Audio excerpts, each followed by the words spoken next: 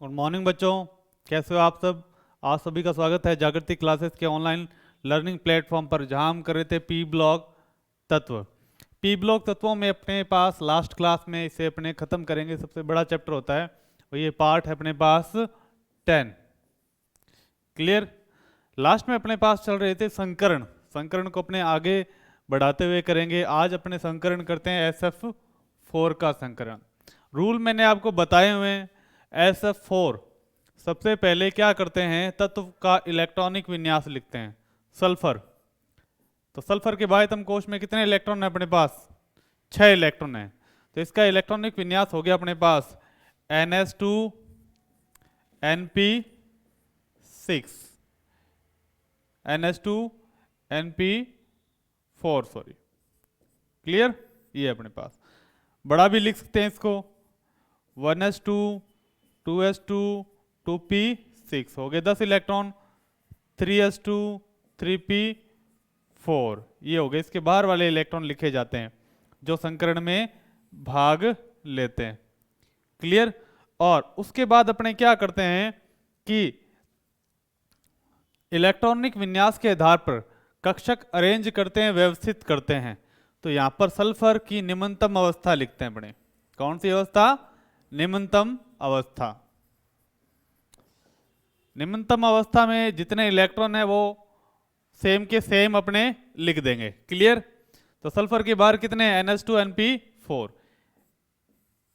NS कितने electron है? 2 1 2। NP में अपने पास इलेक्ट्रॉन कितने हैं? 4 1 2 3 और 4। और ND एक D इसके पास खाली होता है। क्लियर। एक D क्या होता है अपने पास? खाली। 3s 3p 3d। क्लियर। अब SF4 था अपने पास। क्या था? SF4। SF4 है तो अपने पास कितने बंध बनाने? 4 बंध बनाने। क्लियर। 4 बंध बनाने होते हैं।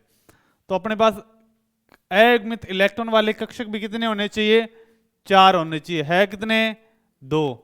तो फिर इस सल्फर को अपने किस अवस्था में लाएंगे? उत्तेजित अवस्था में लाएंगे। सल्फर उत्तेजित अवस्था में। उत्तेजित अवस्था। तो यहां पर NS 2 इलेक्ट्रॉन, NP उत्तेजित अवस्था में ये इलेक्ट्रॉन उछल के वहां चल जाएगा। तो यहां पर बचे कितने? 3 इलेक्ट्रॉन NP। और फिर अपने पास ND। एक इलेक्ट्रॉन चला गया यहां। अब अपने पास बंध बनाने के लिए 4 अयुग्मित इलेक्ट्रॉन वाले कक्षक उपस्थित है। तो अपने बंध बना देंगे आसानी से और SF4 यौगिक भी बन जाएगा। देखते हैं। एक फ्लोरीन, दूसरा फ्लोरीन, तीसरा फ्लोरीन और चौथा फ्लोरीन। क्लियर। ये वाले जो है अपने पास इनके अपने संकरण करेंगे। क्लियर। ऐसे ये अपने संकरण करने इनके, इन तत्वों के जो अपने सिलेबस के अकॉर्डिंग आते हैं। क्लियर। ठीक। अब देखो संकरण में देखो कौन कौन से भाग ले रहे हैं। 1s और 3p और 1d। तो इसमें संकरण कौन सा हो गया अपने पास? बताओ बच्चों। sp3d संकरण। sp3d संकरण। sp3d संकरण में संरचना होती है त्रिकोणीय द्विपिरामिडीय। त्रिकोणीय द्विपिरामिडीय। पर इसमें क्या है? एक अयुग्मित इलेक्ट्रॉन है। ये रहा। क्या एक अयुग्मित इलेक्ट्रॉन की जगह क्या एक एकांकी इलेक्ट्रॉन युग्म है? ये अपने पास एकांकी इलेक्ट्रॉन युग्म है। तो इसकी आकृति किस टाइप से हो जाएगी देखते हैं। ये अपने पास सल्फर, एक फ्लोरीन यहां, एक फ्लोरीन यहां। ये अपने पास एकांकी इलेक्ट्रॉन युग्म जो ये पड़ा है। क्लियर। एक फ्लोरीन या एक फ्लोरीन यहां। इसे बोलते हैं C100 आकृति। कौन सी? C100। C100 बोला जाता है इसे। यानी ये ढेंकुली आकृति होती है हिंदी में बोले तो। जैसे पार्क में कोई झूला होता है, देखो इसको ऐसे घुमाएंगे तो पार्क में जैसे झूला होता है जिसमें बच्चे लोग वगैरह झूलते रहते हैं, उस टाइप की आकृति होती है, इसे सीसो बोला जाता है। क्लियर? तो ये है इसके अंदर sp3d संकरण आकृति क्या है अपने पास, सीसो। अब नेक्स्ट चलते हैं, ठीक है, नेक्स्ट चलते हैं। नेक्स्ट अपने पास SF6, वही बाह्यतम कोश का विन्यास NH2NP4। कक्षक व्यवस्थित करते हैं, सल्फर की अवस्था कौन सी है, निम्नतम अवस्था, ठीक है। NS के इलेक्ट्रॉन अरेंज कर दिए, NP के भी अरेंज कर दिए, ND के भी अरेंज कर दिए। ND अपने पास क्या होता है, खाली होता है। NS में 2 इलेक्ट्रॉन, NP में 4 इलेक्ट्रॉन, ND खाली। अब SF6 में बंध बनाने 6 है, कितने पास, 2 अयगमित इलेक्ट्रॉन वाले हैं, तो उत्तेजित अवस्था में लाएंगे सल्फर, उत्तेजित अवस्था में, उत्तेजित अवस्था, तो ये दोनों इलेक्ट्रॉन उठ के आगे चले जाएंगे। NS यहां पर 1 इलेक्ट्रॉन, NP में 1 इलेक्ट्रॉन, ये दोनों उठ के आगे। ND में 1 2, क्लियर, ND। अब बंध बनाने के लिए 5 6 चाहिए अपने पास, तो 6 फ्लोरीन, 1 2 3 4 5 और 6, तो ये हो गया अपने पास संकरण। कौन सा हो गया, sp3d2 संकरण। और sp3d2 संकरण में आकृति क्या होती है बच्चों, वर्गाकार द्विपिरामिडीय, वर्गाकार द्विपिरामिडीय। ये सल्फर, 1 फ्लोरीन यहां पर,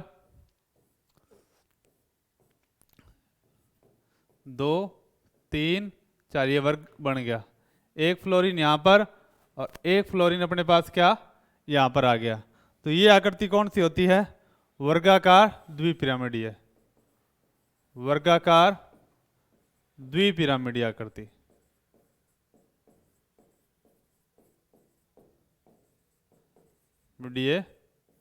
आकृति, क्लियर, आसान है, ठीक है। अब देखते हैं नेक्स्ट पॉइंट की तरफ चलते हैं अपने।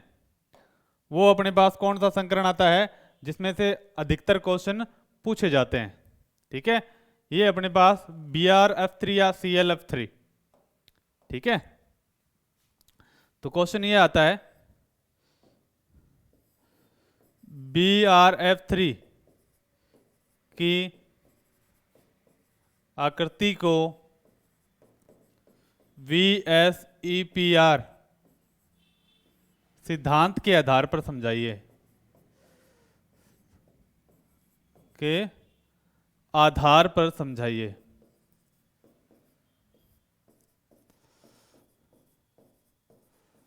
समझाइए,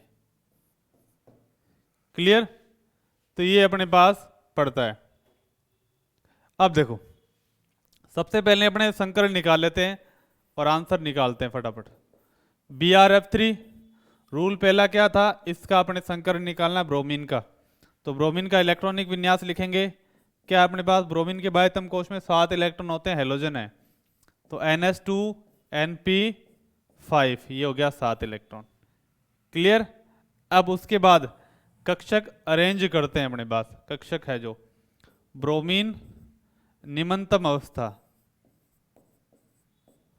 निम्नतम अवस्था, NS में इलेक्ट्रॉन 2, NP में इलेक्ट्रॉन 1 2 3 4 5, ND में कोई इलेक्ट्रॉन नहीं, क्लियर।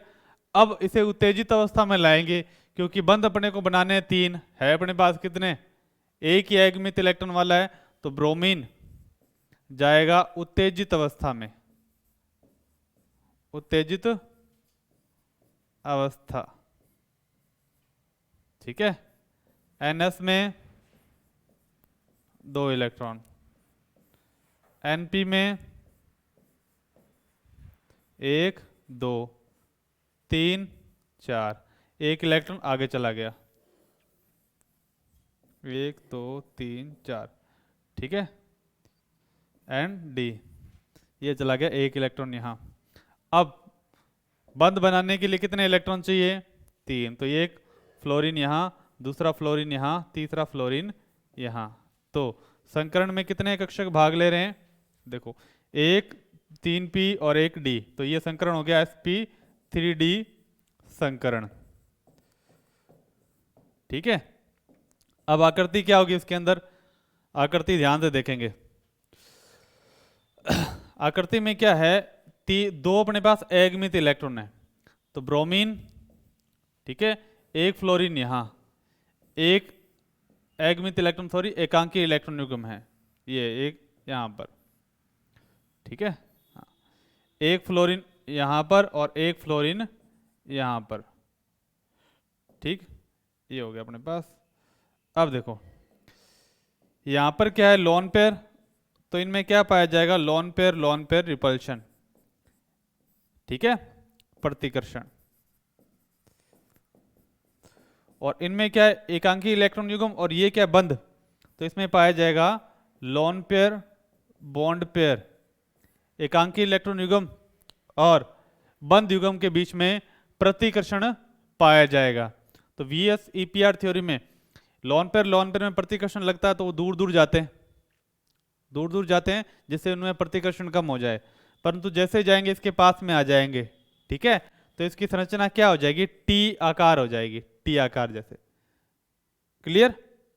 तो इसमें लिखेंगे, ठीक है, इस आकृति को बोलते हैं टी शेप। क्या बोला जाता है? टी शेप, टी आकार बोल लिख दो भले, ठीक। कई बार किताबों में झुकी हुई टी आकार भी लिखी रहती है क्योंकि यहां से रिपल्शन लगता है, इसमें लिख देते हैं अपने नेक्स्ट पेज पे। BrF3 में दो एकांकी इलेक्ट्रॉन युग्म उपस्थित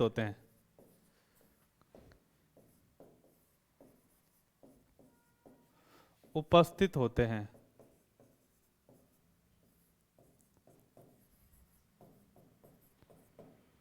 ठीक है, जिनमें लोन पेयर प्रतिकर्षण पाया जाता है,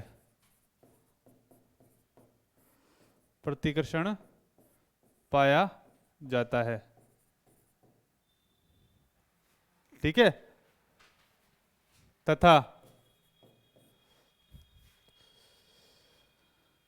इसके अलावा लोन पेयर बॉन्ड पेयर प्रतिकर्षण भी पाया जाता है,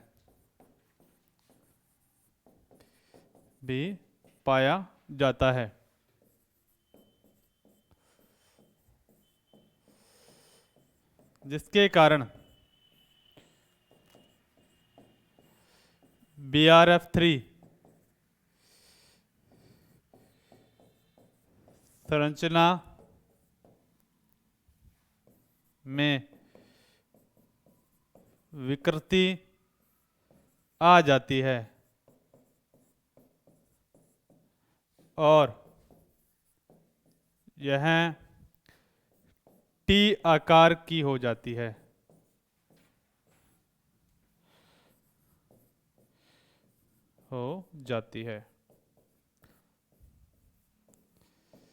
क्लियर? तो ये BrF3 की संरचना मैंने किसके आधार पर समझाई? VSEPR सिद्धांत के आधार पर। तो उसमें अपने एक लाइन भी लिख सकते हैं, VSEPR थ्योरी के अनुसार, सिद्धांत के अनुसार,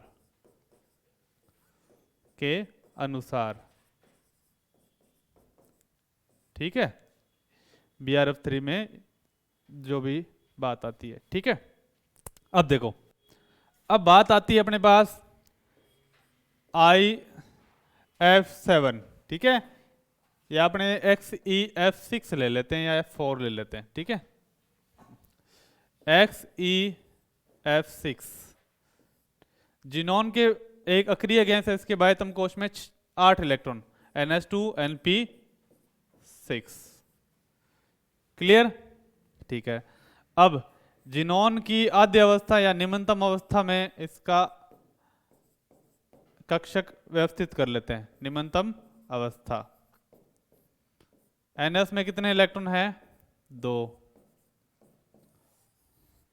NP में 6 इलेक्ट्रॉन, 1 2 3 4 5 6। ND में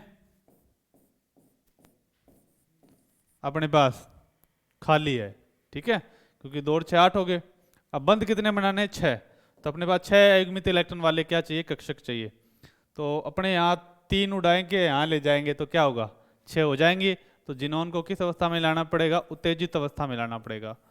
उत्तेजित अवस्था। उत्तेजित अवस्था में जाने पर क्या होगा? NS 2 यहाँ पर पड़े, NP 1 2 3 2 3 3 यहाँ चले गए ND में, 1 2 3, ठीक है, ND। अब जिनोन XeF6 है, ठीक है, तो अपने पास 6 फ्लोरीन जोड़ने, 1 2 3 4 5 और 6। अब देखते हैं संकरण कौन सा होगा? sp3d3, sp3d3 संकरण। sp3d3 संकरण है तो आकृति कैसी हो जाएगी? देखो, ये पंचकोण बनाया, ठीक है, Xe 1 2 3 4 5 6, ठीक है, ये बन गए पंचकोण। और एक फ्लोरीन ऊपर, एक फ्लोरीन नीचे। पर अपने 7 बंध बनाने पर अपने पास क्या रह गया? एक एकांकी इलेक्ट्रॉन युग्म रह गया ना।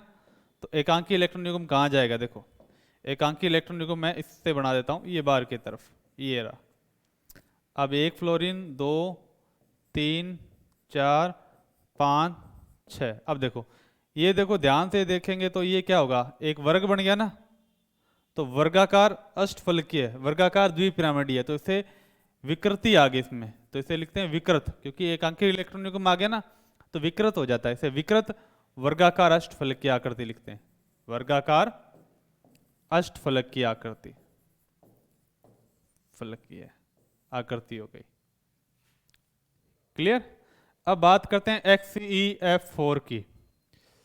फटाफट आज संकरण कर लेते हैं जो भी अपने पास जिनोन के बाहर NS2 NP6। देखते हैं कौन स्पीड में करता है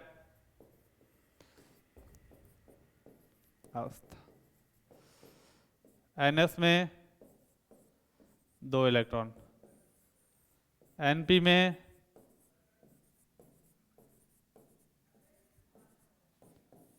ND में खाली।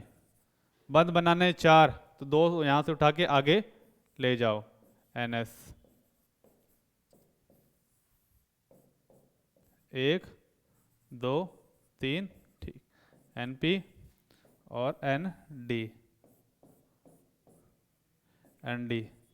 1 2, एक फ्लोरीन यहाँ, एक फ्लोरीन यहाँ, एक फ्लोरीन यहाँ, एक फ्लोरीन यहाँ, ठीक है। बंद में कितने भाग ले हैं? देख लो, एक sp3 2d, संकरण कौन सा होगा? sp3d2 संकरण हो गया। क्लियर? ये कौन सी अवस्था थी जिनोन की? उत्तेजित अवस्था, उत्तेजित अवस्था। क्लियर? अब देखो, sp3d2 संकरण में 2 एकांकी इलेक्ट्रॉन युग्म है, तो आकृति होती है वर्गाकार अष्टफलकीय। पर अपने पास क्या है? वर्गाकार द्विपिरामिडीय, सॉरी। तो अपने पास आकृति क्या है? वर्ग तो बन गया, पर 2 एकांकी इलेक्ट्रॉन युग्म है, तो वो 2 एकांकी इलेक्ट्रॉन युग्म यहां आ जाएगी और ये क्या होगी? वर्गाकार आकृति हो जाएगी, वर्गाकार समतलीय। समतलीय आसान है, कोई दिक्कत नहीं है। तो ये इतनी आसान आकृतियां देखो, जिनोन के अपने कोई भी कंपाउंड आसानी से निकाल सकते हैं। देखो, XeF6, XeF4, XeF2 भी निकाल सकते हैं। फिर इसके बाद अपने IF7 करेंगे, फिर इसके बाद ये 2 करके से खत्म करते हैं, ठीक है। XeF2 बहुत ज्यादा आता है सीधा ही, XeF2, जिनॉन NH2 NP6, ठीक है, जिनॉन की निम्नतम अवस्था, निम्नतम अवस्था। तो NS 2 electron, NP 6 electron, ND खाली, जिनॉन उत्तेजित अवस्था,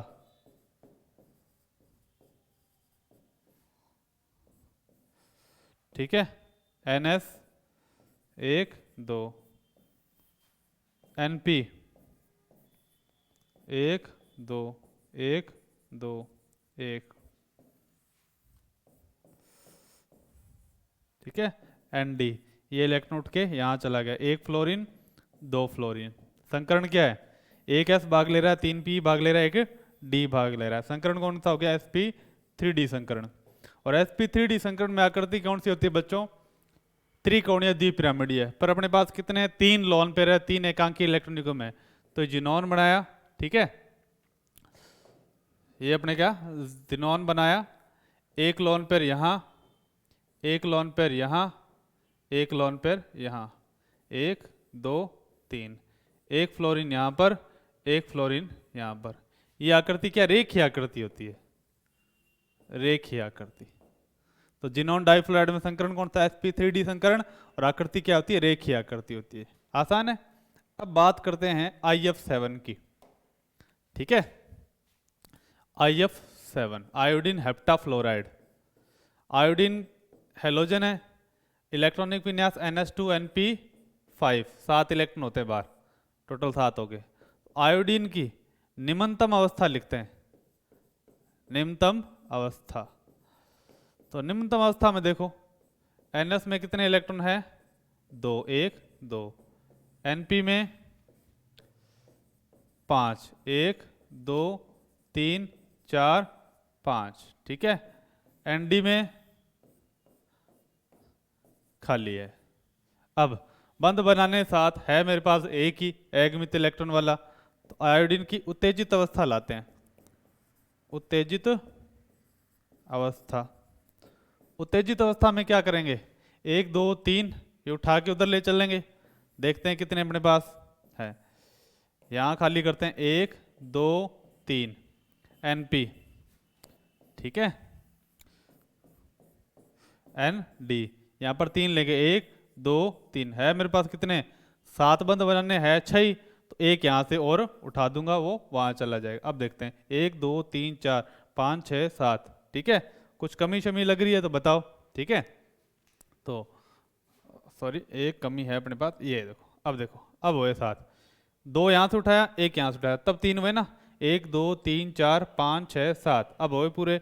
अब इसके अंदर क्या फ्लोरीन जोड़ देंगे, 1 2 3 4 5 6 और 7।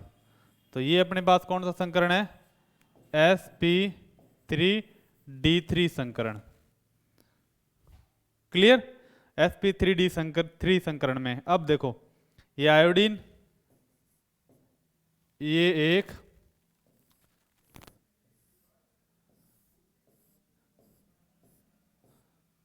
एक फ्लोरीन, 2 फ्लोरीन, 3 फ्लोरीन, 4 5, अब इसको 6 7 भी हो जाएगा। देखो एक फ्लोरीन यहां पर और एक फ्लोरीन यहां पर, इसे बोलते हैं पंचकोणीय द्विपिरामिडीय आकृति, पंचकोणीय द्विपिरामिडीय आकृति। क्लियर, ये है अपने पास चीजें। अब देखो नेक्स्ट संकरण की तरफ अपने बढ़ते हैं। नेक्स्ट संकरण में करने से पहले नोट में एक बात लिख लेते हैं कि ऑक्सीजन, ऑक्सीजन 2 बंध बनाता है, याद रखना, बनाता है, तथा पाई बंध संकरण में भाग नहीं लेता। करवा चुका हूं, पर अपने को दोबारा रिपीट कर रहा हूं, भाग नहीं लेता है, ठीक है, लेता है। अब देखो XeO3, जिनॉन के बाह्यतम कोश में इलेक्ट्रॉन है NS2Np6 पूरे। जिनॉन की निम्नतम अवस्था लिखते हैं, निम्नतम अवस्था, तो NS में 2 इलेक्ट्रॉन, Np में पूरे 6 इलेक्ट्रॉन, Nd में कुछ नहीं है, खाली पड़ा है, ठीक है। और जिनॉन की उत्तेजित अवस्था, उत्तेजित अवस्था, उत्तेजित अवस्था में देखो ऑक्सीजन, एक ऑक्सीजन बनाता है 3 बंध, तो फिर बंध कितने बनाएगा, एक ऑक्सीजन बनाएगा 2 बंध, तो 3 ऑक्सीजन कितने बनाएंगे 6, तो यानी 6 अगमित इलेक्ट्रॉन वाले चाहिए, तो मैं 3 यहां से ले जाऊंगा, तो टोटल हो जाएंगे अपने पास 6। कैसे, एक यहां NS NP, 1 2 3 NP, ND 1 2 3 4, ठीक है, ND 1 2 3। अब बात करते हैं बंध कैसे बनेंगे। देखो पहले बनता है सिग्मा, एक सिग्मा बना, ऑक्सीजन जुड़ा, दूसरा बना पाई, ठीक है। फिर बना ऑक्सीजन सिग्मा, ये सिग्मा सिग्मा, फिर क्या बना पाई, एक ऑक्सीजन बना, फिर क्या बना पाई बना, तो ये बना। तो पाई बंध में भाग नहीं लेते, इसलिए संकरण में भाग कौन से लेंगे, ये वाले अपने पास, ये वाले। तो संकरण कौन सा, sp3, एक sp3 संकरण हो गया इसके अंदर। sp3 संकरण में आकृति कैसे होती है, देखो आकृति, ये जिनॉन, ऊपर एक lone pair of electron,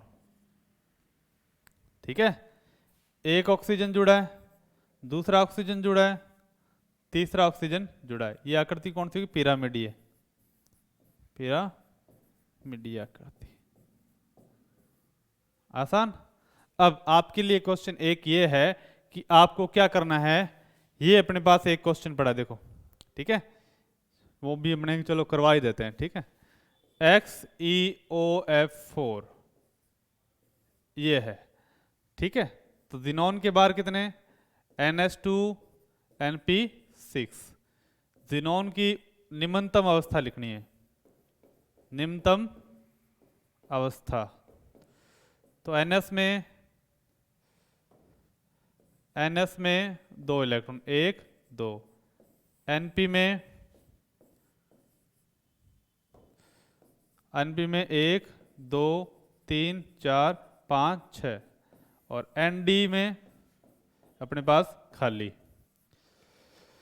total बंध कितने बनेंगे, 4 फ्लोरीन के, ऑक्सीजन के 2, टोटल 6 बंध बनेंगे। क्लियर। तो क्या करेंगे अपने पास, ये तीनों उठा के उधर ले जाएंगे। तो जिनॉन की उत्तेजित अवस्था, तो ये अपने पास क्या, NS NP 1 2 3, 1 2 3 4, ND 1 2 3। तो पहले याद रखना हमेशा सिग्मा बंध बनते हैं, एक फ्लोरीन, दूसरा फ्लोरीन, तीसरा फ्लोरीन, और ये चौथा फ्लोरीन। फिर एक ऑक्सीजन जुड़ा सिग्मा से, फिर दूसरा जुड़ा पाई से। तो सिग्मा वाले क्या करते हैं, बंध में भाग लेते हैं, तो पहले सिग्मा वाले अपने गिन लेते हैं, ठीक है। क्या है, sp3d2 संकरण कौन सा हो गया, sp3d2 संकरण हो गया। आकृति बनाएंगे तो जिनॉन 1 2 3 4, फ्लोरीन जोड़ दो, 4 फ्लोरीन जोड़े, ठीक है, एक फ्लोरीन, और क्या है, एक डबल बॉन्ड से ऑक्सीजन जुड़ा हुआ। अब एक एकांकी इलेक्ट्रॉन युग्म ये अपने पास ये आ गया है यहां पर। तो ये क्या है, आकृति वर्गाकार पिरामिडीय है, वर्गाकार पिरामिडीय। तो ये तो अपने क्या हुआ, संकरण तो हो गया खत्म। अब बात आती है कुछ इंपॉर्टेंट रिएक्शन थी। इंपॉर्टेंट रिएक्शन इसलिए है क्योंकि अपने पेपर में आने लायक है। तो अपने इस रिएक्शन को क्या करते हैं, साथ के साथ पढ़ते हैं। अपने को सिर्फ यही रिएक्शन पढ़नी है, फालतू रिएक्शन अपने को नहीं पढ़नी है।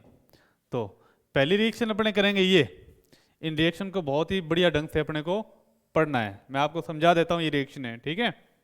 तो देखें ये रिएक्शन ही है, देखो। अब देखो सबसे पहले बात करते हैं सोडियम एजाइड, ठीक है। सोडियम एजाइड, सोडियम एजाइड क्या है, NaN3।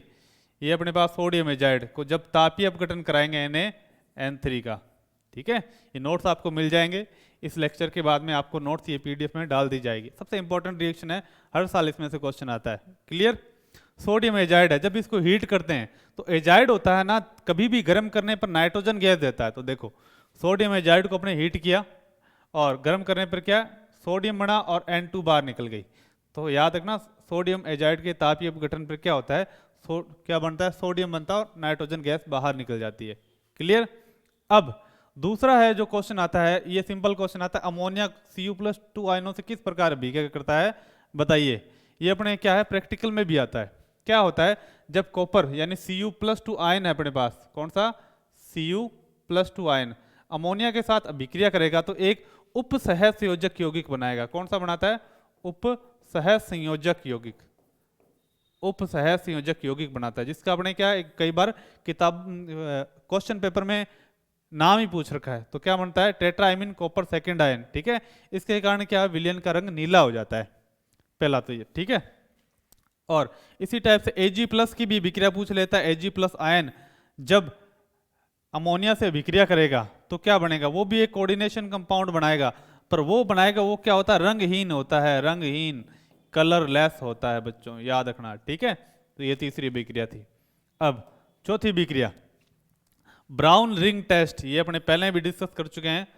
क्या है बच्चों, अपने इसे पहले भी डिस्कस कर चुके हैं क्योंकि अपने इसमें पढ़ चुके हैं। तो ब्राउन रिंग टेस्ट में क्या होता है, ये जो टेस्ट होता है ये होता है नाइट्रेट आयन के लिए, ठीक है। इसके लिए नाइट्रेट आयन के लिए, NO3 आयन के लिए होता है, क्लियर। और यहाँ पर क्या होता है, इसमें जहाँ पर परख नली के एकदम जो बाहर वाली बाउंड्री होती है उस पर एक ब्राउन रंग की रिंग बन जाती है, ब्राउन रिंग, ब्राउन रिंग बन जाती है, जिसे अपने प्रैक्टिकल में पढ़ते हैं। Brown ring test nitrate ion के लिए किया जाता है, ठीक है। इसमें क्या है, ताजा बना FeCl2 डालते हैं तो क्या बनता है अपने पास, नाइट्रिक ऑक्साइड बन जाता है, NO बन जाता है, ठीक है। और Fe+2 आयन किस में बदल जाता है, Fe+3 में बदल जाता है।